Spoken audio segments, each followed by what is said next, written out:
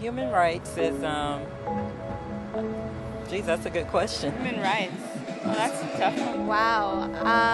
Права человека. I don't even know how to give that a definition. I would probably have to do a little bit of homework or something. Any right that I think just as a normal, human, The rights that humans have.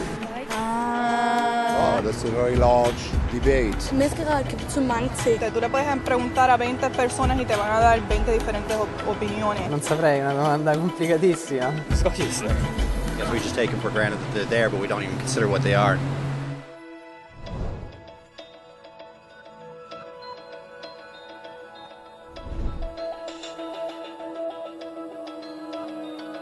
Los derechos humanos son los derechos que simplemente tienes por el hecho de ser humano.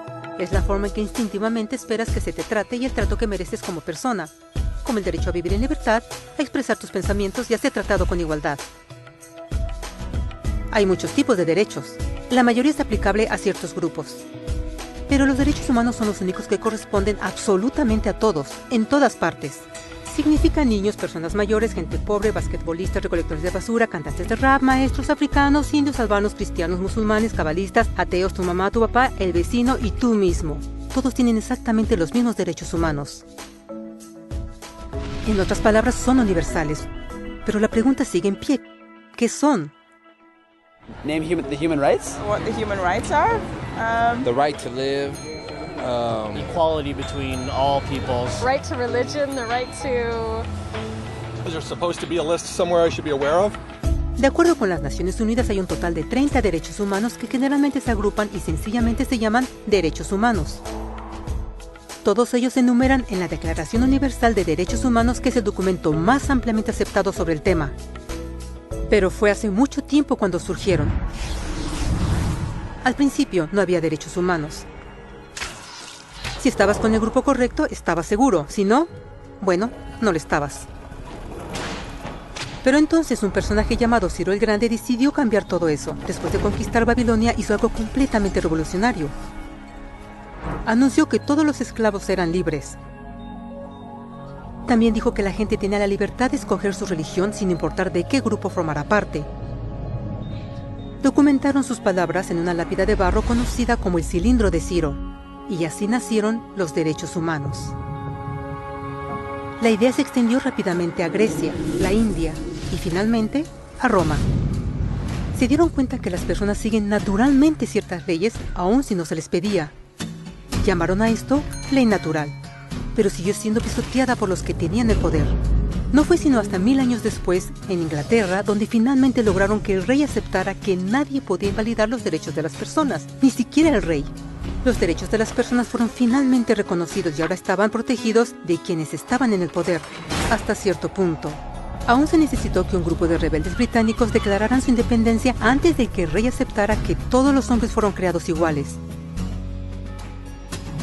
No es que le gustara la idea, pero no los pudo detener. Y así nacieron los Estados Unidos. Los franceses siguieron inmediatamente con su propia revolución por sus propios derechos. Su lista era más larga e insistieron en que esos derechos no solo se habían ideado, sino que eran naturales. El concepto romano de ley natural se había convertido en derechos naturales. Desafortunadamente, no todos estaban entusiasmados. En Francia, un general llamado Napoleón decidió derrocar la nueva democracia francesa y se declaró emperador del mundo. Por poco y lo logra.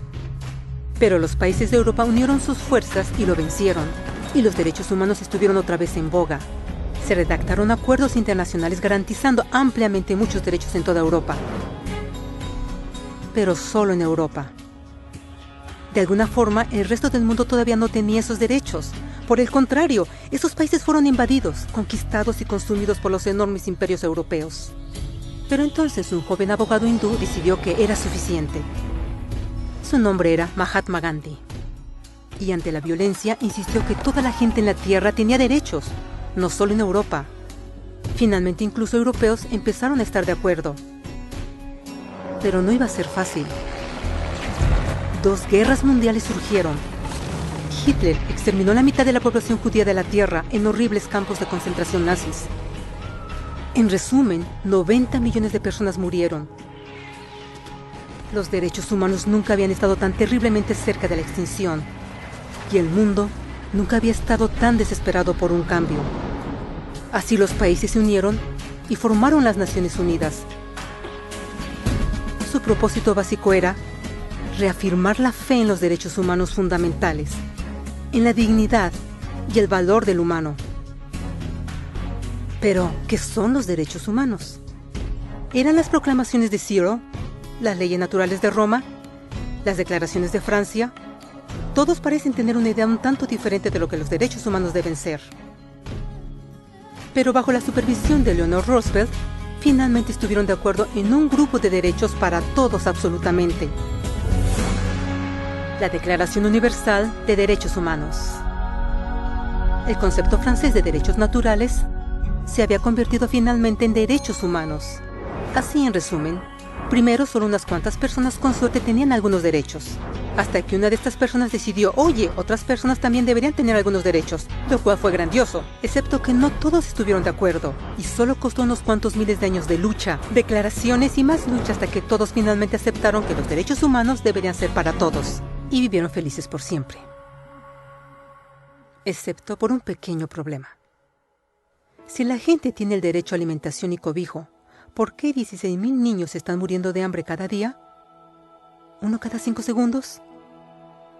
Si la gente tiene libertad de expresión, ¿por qué miles están en prisión por expresar sus ideas? Si la gente tiene derecho a la educación, ¿por qué más de 1.000 millones de adultos son incapaces de leer? Si la esclavitud ha sido abolida realmente, ¿por qué 27 millones de personas viven hoy en esclavitud? ¿Más del doble que en 1800? El hecho es que cuando se firmó la Declaración Universal de Derechos Humanos, no tenía la fuerza de la ley. Era opcional. Y a pesar de muchísimos documentos, convenciones, tratados y leyes, no eran más que palabras en papel. Así que la cuestión es, ¿quién hará que esas palabras sean una realidad?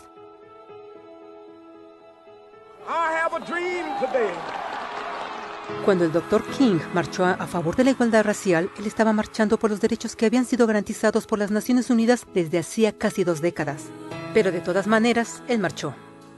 Cuando Nelson Mandela defendió la justicia social en los años 90, su país había acordado ya abolir tal discriminación de casi 40 años.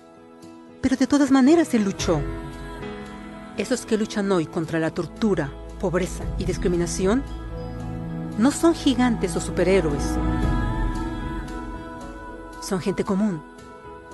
Niños, madres, padres, maestros, individuos de pensamiento libre que no están de acuerdo en estar en silencio, que reconocen que los derechos humanos no son una lección de historia, no son palabras en una hoja de papel, no son discursos, campañas comerciales o de relaciones públicas.